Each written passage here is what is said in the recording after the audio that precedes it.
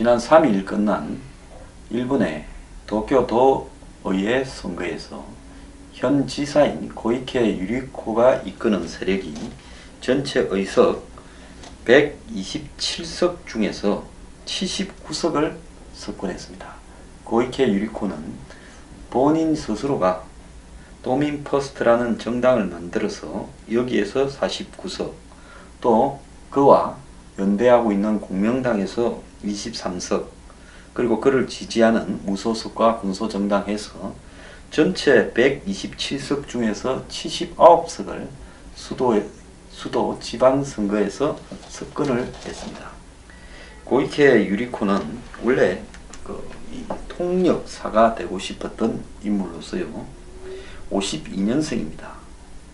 이 간세이 가쿠인 대학 사회학부를 중퇴하고 이 무역상을 하던 부친이 선거에 나섰다가 낙선을 하자 일가가 모두 가산을 정리해서 이집트로 갔습니다. 그래서 이집트에서 당시 중동어가, 즉 아랍어가 유엔의 공식어가 된다라는 이야기를 듣고 이 카이로에 있는 아메리칸 대학에서 아랍어를 배워서 카이로 대학에 진학을 했습니다. 카이로 대학 문학부 사회학과를 76년에 졸업했습니다. 그러니까 76년에 일본 사람이 이집트 카이로에 살러 간 것도 대단하고, 거기에 가서 아랍어를 공부해서 통역사가 되겠다고 아랍어 예과 대학을 다녀서 배워가지고 또 이 이집트에서 제일 좋은 대학인 카이로 대학을 졸업했다. 굉장한 일이죠. 이후 중동 전문 저널리스트가 되어가지고 이 팔레스타인 해방기구의 아라파트나 또 리비아의 가다피 등을 여러 차례 이렇게 인터뷰해서 기자로서 이름을 날렸고요. 92년에 일본 신당의 이 참의원 의원에 당선되었습니다. 오자와가 이 자민당을 붕괴시키겠다고 만드는 정당이었죠. 그래서 93년에 총선에서 이제는 중의원이 되었습니다. 일본은 양원제로 참의원이 242명, 중의원이 480명이 있지요. 일본에는 2차 대전 패전 이후에 자민당이 55년간 집권을 해오고 사회당이 야당이었는데 93년 선거에서 공산당과 자민당을 배제한 나머지 세력이 연대되면서 일본 신당 등 처음으로 자민당 집권이 무너졌습니다. 그래서 당시 반자민당 연립 세력이 이렇게 1년 만에 또 붕괴가 되었죠. 그런데 자민당이 무너질 때 사회당도 무너져서 자민당 사회당이 여당 야당으로 55년을 해왔는데 자민당이 무너질 때 사회당도 무너지면서 이후 사회당은 사민당으로 이름을 바꾸어서 군소정당으로 존재해오고 있습니다. 이후 다시 자민당은 계속 집권을 해오고 그 이후에 2000년대 접어들면서는 고이즈미가 집권을 하게 되면서 오랫동안 고이즈미가 은퇴할 때까지 2000년대 말에 그때까지 고이즈미가 장기 집권을 했고, 고이즈미가 은퇴한 이후에 일본의 민주당이 2008년경입니까? 선거에서 승리해서 이제 일본의 집권당으로 잠시 한 3년 정도를 이렇게 하다가 지난 2012년에 한국에 대선이 있을 때 치러진 일본 총선에서 아베가 대승을 함으로써 다시 집권을 하게 되었습니다. 지금 총리를 하는 아베, 부총리를 하는 아소도 2006, 7년경에 각기 총리를 한 번씩 하다가 결국 정권을 2008년에 내줬죠. 자, 어쨌든 이 고이케 유리코는 이 일본 신당에 들어가서 그 돌풍과 함께 헌정사상 최초의 정권 교체 93년에 이바지를 했습니다. 그때 정권 교체 돌풍의 일본 신당의 주역이었죠.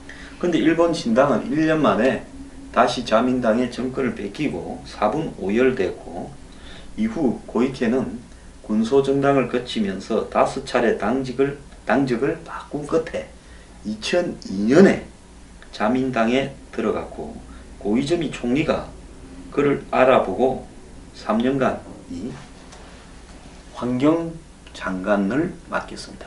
그리고 2003년에 비례대표로 국회의원을 했고, 그리고 2005년에는 중의원 선거에서 당시 고이즈미가 일본 우정국 민영화, 즉 일본의 우체국이 굉장히 거대한 조직이라서 이 개혁을 한다면서 우체국, 우정국을 민영화하는 부분에 야당이 반대하는 부분에 야당의 반대의 기수, 이 유명한 정치인이었죠. 고바야시 고키를 떨어뜨리기 위한 자객 공천으로 일본에서 전국적으로 매우 유명해진 인물이 되었습니다.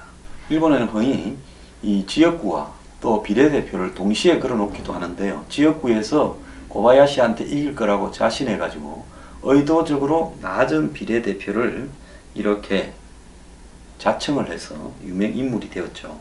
그 이후에 우정국 민영화라는 부분이 이렇게 관철되면서 이제 고이즈미가 은퇴하고 아베가 2007년에 내각을 이렇게 맡았을 때 이 방위상으로 이렇게 취임을 하게 됩니다. 여자가 사상 최초로 방위상으로 취임을 하게 되죠. 지금 일본의 이 방위상도 여성입니다. 근데 고이케 유리코는요, 언론인으로서 어떤 타고난 감각으로 일본의 그 정치인들은 주로 정파, 계파 안에서 상하관계 속에서 성장을 하는데, 고이케 유리케는 결국 일본 TV 앞에서 직설적으로 이렇게 승부를 걸므로써 이 대중을 통한 정치를 한다. 그래서 고이케 유리코 하면 흔히 극장식 정치를 한다라고도 이야기를 하고 있습니다. 그리고 이후에 한동안에 정치 일선에서 이렇게 좀 보이지 않던 고이케는 2016년 7월에 재보궐선거에서 이 도쿄도지사 재보궐선거에서 무소속으로 당선되어서 취임한 다음에 1년 만에 자신의 지역정당인 이 도민 퍼스트해라는 지역정당을 만들므로써 자유민주당을 탈당했습니다. 일본에는 오사카 유시네 이런 것처럼 지역에 기반한 이런 정당들도 최근에 만들어지고 있는데요. 기성의 일본의 지금 이 정치의 중심이 되는 자민당과 민주당의 이런 양당 구도가 해체되어가는 과정에서 일본의 지금 어떤 정당들이 매우 특성화된 정당으로 지역별로 다양한 이름을 가지고 또 정파별로 매우 다양하게 지금 군소정당화, 다당제가 지금 이렇게 생기고 있습니다. 이 고이케 유리코는요, 도지사가 된 다음에 센 개혁을 많이 했습니다. 자, 이 동경 올림픽이 2020년에 있는데 이 올림픽과 관련된 준비가 지지부진하니까 이 부분도요 대중에게 호소하면서 밀어붙였고, 그 다음에 간접흡연 금지 조례, 사립고등학교 수업료 무상화 등 자민당 정부가 꺼려하던 부분들을 이렇게 밀어붙이고 있습니다. 또 지금 일본의 이 가장 쟁점이 동경올림픽 예산, 그리고 일본에 가서 TV만 틀면 여러분들이 많이 들어본 스키지 수산시장, 동경에 있는 유명한 이 수산시장 이전 문제로 시끄럽죠. 이런 문제에 있어서 올림픽 예산은 개혁을 해야 된다 라고 주장을 하면서 적재적소에 필요한 부분에 쓰자라고 이야기를 했고, 예산 개혁을 들고 나왔고, 스키지 시장 이전에 대해서는 그 이전을 갖다가 계획을 연기를 밀어붙여 버렸습니다. 그래서 이런 어떤 부분들이 이 자신들의 열렬한 어떤 이 동경도 내부의 지지를 갖다가 확보하는데 도움이 됐고요. 그래서 이번에 이 동경도 의회 선거가 이렇게 시작되니까 자기가 한마디로 이 정치 지망생들을 모집하는 일종의 아카데미를 해가지고, 그게 희망의 학원입니다. 여기에서 수천 명이 몰려들었는데 의사, 변호사, 뭐 운동선수, 연예인 이런 사람들을 한 50명을 엄선해가지고 이번에 선거에 내보냈고, 한 명 빼고 49명이 다 당선되었습니다. 그리고 그 중에 3분의 1은 여성으로서 한마디로 공천을 한 것이죠. 심지어 임신 6개월에 여성 회사원이 고이케의 연설에 감동을 받아서 선거에 나서서 당선이 되는 이런 어떤 이변도 가져왔습니다. 근데 문제는 이 고이케의 이 도의의 선거 압승을 계기로 고이케가 신당을 창설해서 아베 총리의 자민당을 무너뜨리고 일본 정치 역사, 즉 여성 총리가 당선되는 새로운 역사를 쓰는 것 아니냐라고 지금 예측이 되고 있는데요. 어쨌거나 아베가 2012년에 박근혜 대통령과 앞서거니 뒤서거니 집권을 해서 지금까지 잘 버텨왔는데요. 지금 아베의 위기를 갖다가 초래하고 있습니다. 5년째 맞는 아베가 총리된, 두 번째 총리가 된 아베가 지금 고이케 때문에 위기를 맞고 있는 겁니다. 그럼 아베는 왜 지금 이렇게 위기를 맞았느냐? 몇 가지가 겹쳤는데요. 이 아키에 스캔들이라고 해가지고 오사카 모리모토라는 어떤 학원 재단에 있어서 그 학원의 이전 사업과 관련해서 이 아키에라고 아베 부인, 좀 사고뭉치기도 하죠. 한때는 그 아버지가 한국 사람인 호테이라는 일본의 좀 날티나는 사람과 불륜 스캔들에도 빠져들었고, 더 나아가서 이 아키에가 재단에 강연도 하고 기부금도 내고 민원 해결도 했는데, 그 재단에서 새로운 초등학교를 만드는데 그 초등학교를 이름을 아베 신조 초등학교라고 아베 이름을 따서 붙였는데요. 이 초등학교 소학교 건설 부지를 오사카 국유지인데 이 국유지의 매입이 한마디로 감정가의 14%로 수의 계약되었다. 특혜가 있는 것이 아닌가 의심을 받는 스캔들이 터졌습니다. 근데 이 초등학교의 명예교장으로 아키에가 이렇게 내정이 되어 있었죠. 이것뿐 아닙니다. 아베는 친구가 이사장으로 있는 이 각계 학원이라는 사학에 있어서 수의학부를 신설해 주는데 이 과정에서 문부과학성에 압력을 넣었다라는 스캔들이 있었고요.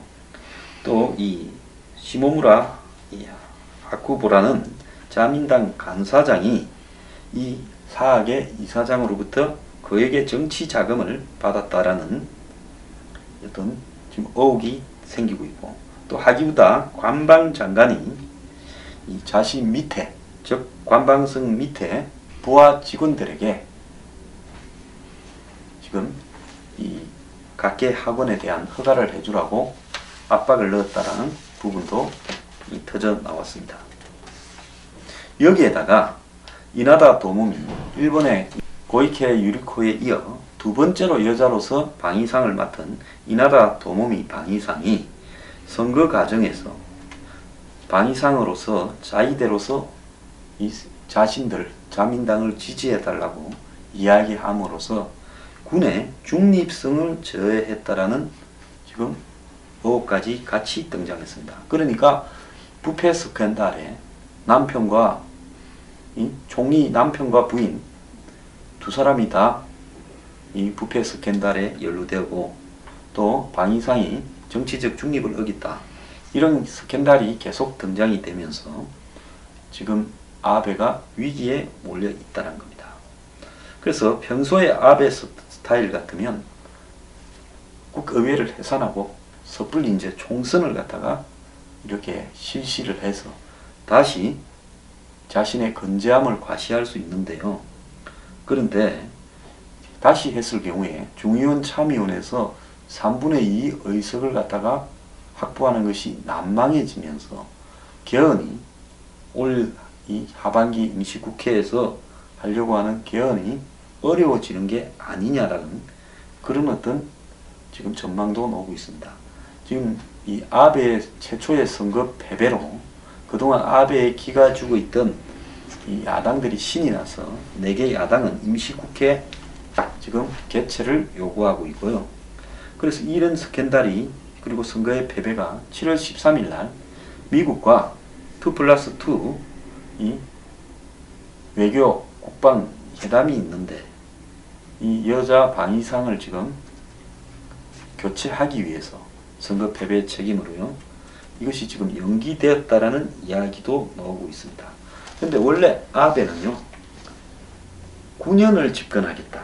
즉 2018년까지 자민당 총재로서 지금 총리 임기를 하고 있는데, 일본은 이 다수 정당의 총재가, 과반수 이상의 정당의 총재가 결국은 총리를 하는 시스템입니다. 그래서 지금 내년까지 2018년까지 두 번째 임기고요. 그러니까 아베가 2012년에 당선되었습니까? 2012년부터 2015년까지 3년, 또 2015년부터 2018년까지 3년. 그래서 내년에 아베가 한 번 더 자민당 총재에 도전해서 총재가 되면 2021년까지 할 거다. 근데 아베 일강 체제에서 감히 자민당에서 누구도 도전할 수 없을 거다.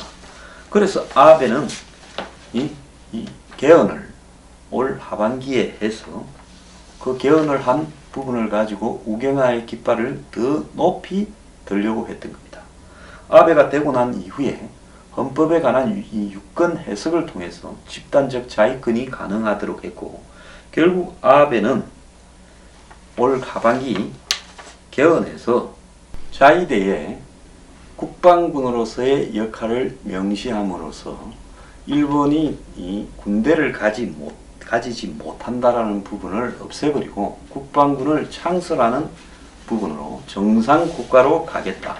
그래서 2차 대전 패배 이후에 평화헌법체제, 즉 일본이 전범국가로서의 해외 군사적 개입을 하지 못하고, 더 나아가서 일본의 군은 방어용 군대만 이렇게 보유하게 돼 있다라는 부분을 이제는 없애버리고 정상국가로 가겠다라고 시도하고 있었습니다.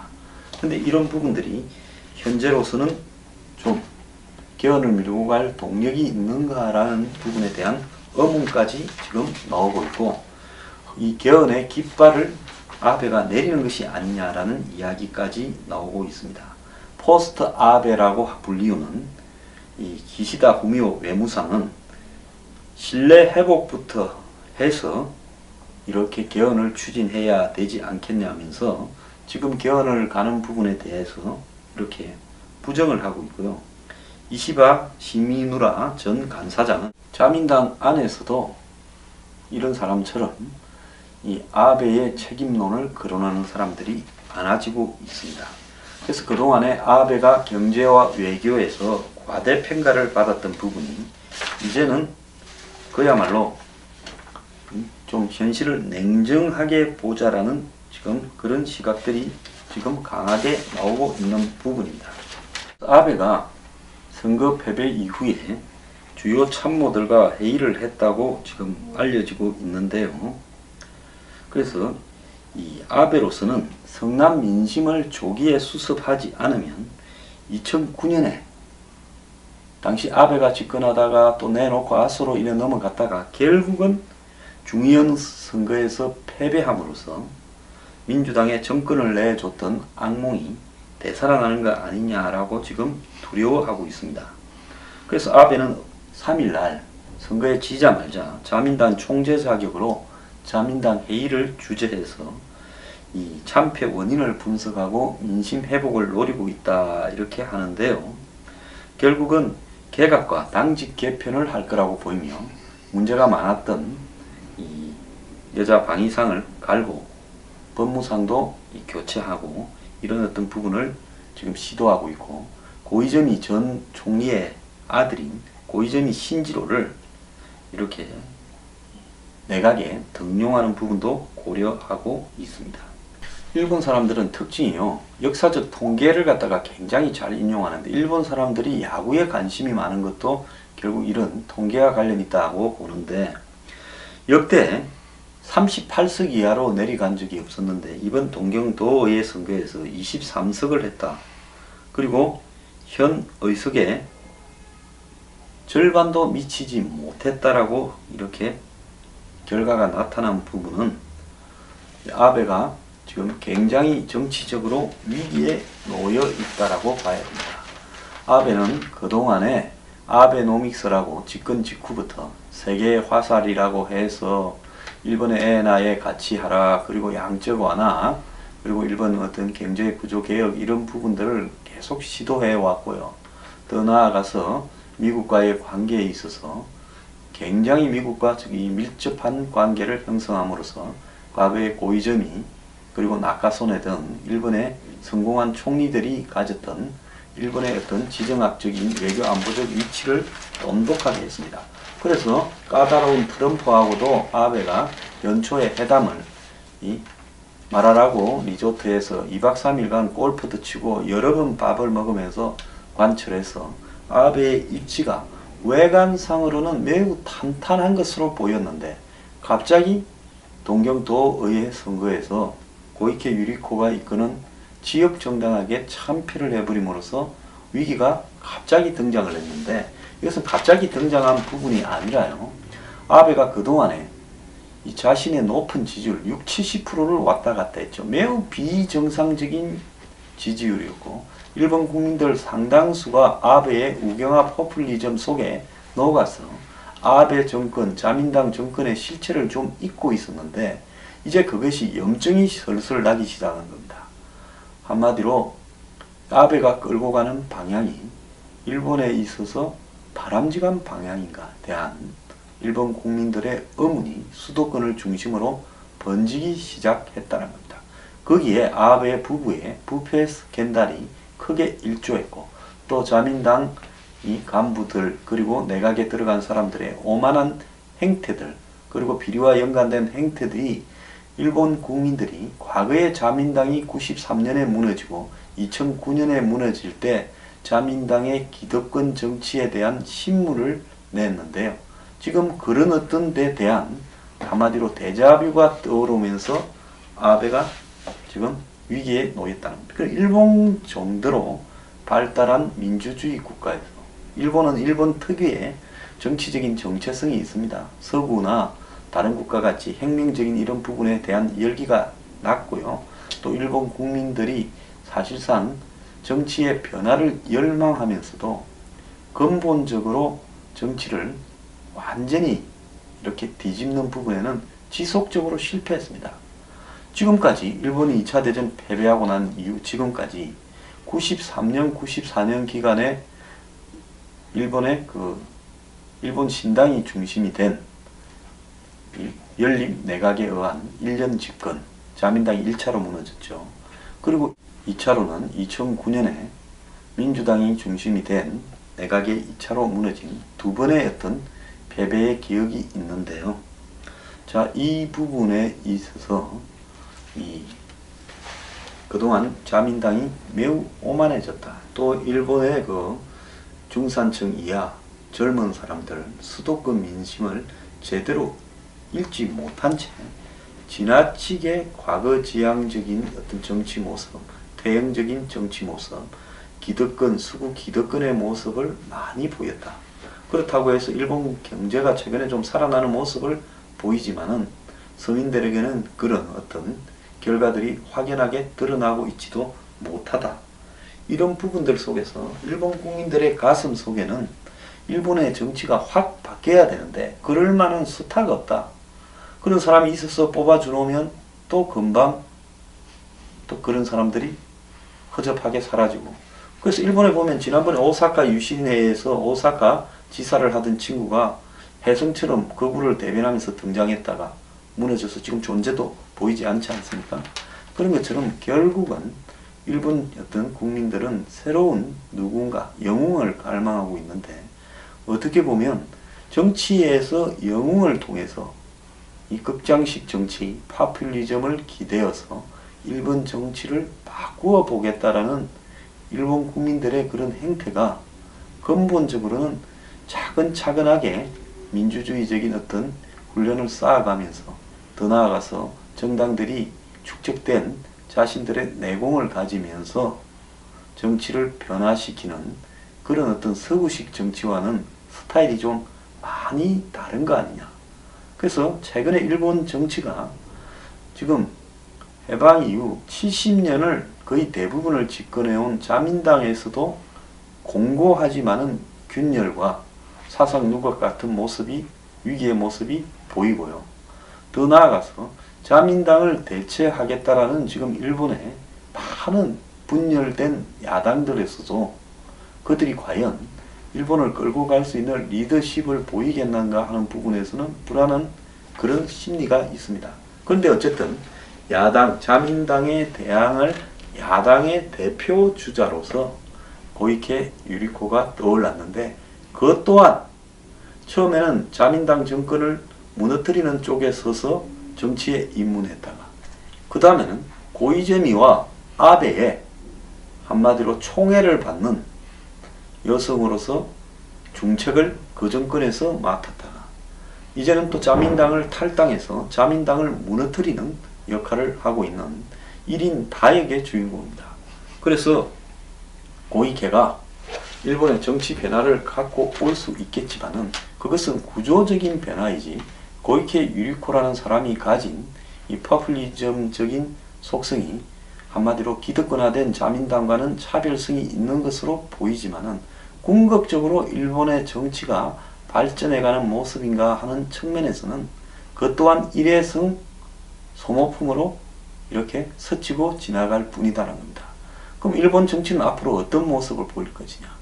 일본 국민들의 정치 의식이 긍정적인 방향을 바닥에서부터 다져가면서 서구식 민주주의의 모습을 갖출 때까지 일본 정치는 근본적으로 자민당 대 반자민당이라는 이 양자 구도 속에서 끊임없이 불안정하게 표류할 가능성이 높다고 보고 있고요. 또 그리고 전혀 일본 정치에서는 하늘 아래 새로운 사람이 탄생하기 어려운 정치 구조가 있습니다. 지금 일본 정치에서 민주당이나 고이케 같은 사람들도 결국은 한때 일본 정치의 주요 이 핵심 정파 보스들에게 발탁이 되어서 과정을 다졌다가 그들을 배반하면서 또 그들에게 대항하는 모습이거든요. 그렇기 때문에 근본적으로 이번에 이 고이케 유리코가 희망의 정치라는 아카데미를 만들어서 거기에 수강한 사람 중에서 사람을 뽑아서 그 중에서 이 정말 이름도 없는 이런 사람들을 내보내서 일본 정치를 뒤집는 이런 부분들이 축적된 내공으로서 일본 정치를 궁극적으로 변화시키는 시기가 올 것인가. 현재로서는 고이케도 기성정치에서 자라났지만 그가 과연 이번에 이 선거에 도전하는 과정에서 보여준 그런 어떤 이 밑으로부터 풀뿌리 민주주의를 지향해가는 모습을 더 높은 곳까지, 즉 중의원 참의원 선거 그리고 그의 집권까지도 그런 모습을 보일 수 있을 것인가 한번 주목해 볼 필요가 있다고 봅니다. 근본적으로는 좀 회의적으로 보는데요. 그래도 그가 이번에 보였던 방법을 더 확산시켜서 위로 밀고 올라간다면 적어도 더불어민주당과 자유한국당 등이 치고받으면서 유지되는 한국의 정치보다는 일본 정치가 조금 더 새로운 변화를 밑으로부터 시도하고 있다라는 평가를 받을 만도 하다고 봅니다.